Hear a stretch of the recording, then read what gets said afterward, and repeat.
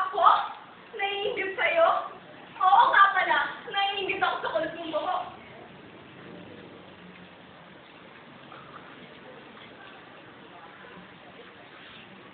Kilalanin mo muna kung sino kausap mo.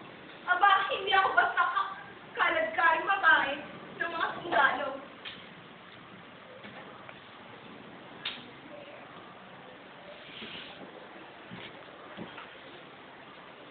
Aba, kung gayon, kung hindi basta-basta nakakapasok sa iyo ang mga tenyentes tulad niya, ngunit maaaring makapasok dito ang isang pilay na tulad niya.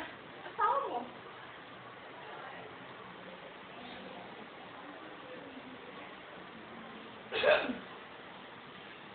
Akala mo, hindi namin nanantunan sa pagkatao. Kilala ka na namin.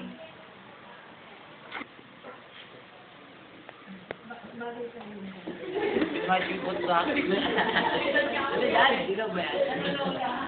Kaya lang. Ayaw mo.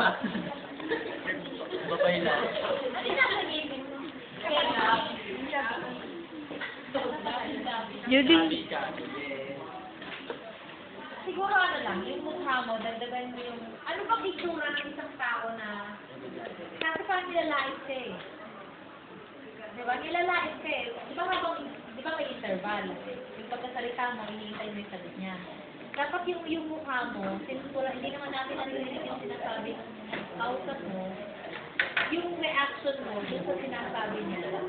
Alam mo yun, paano mo mag-react ang palengkera?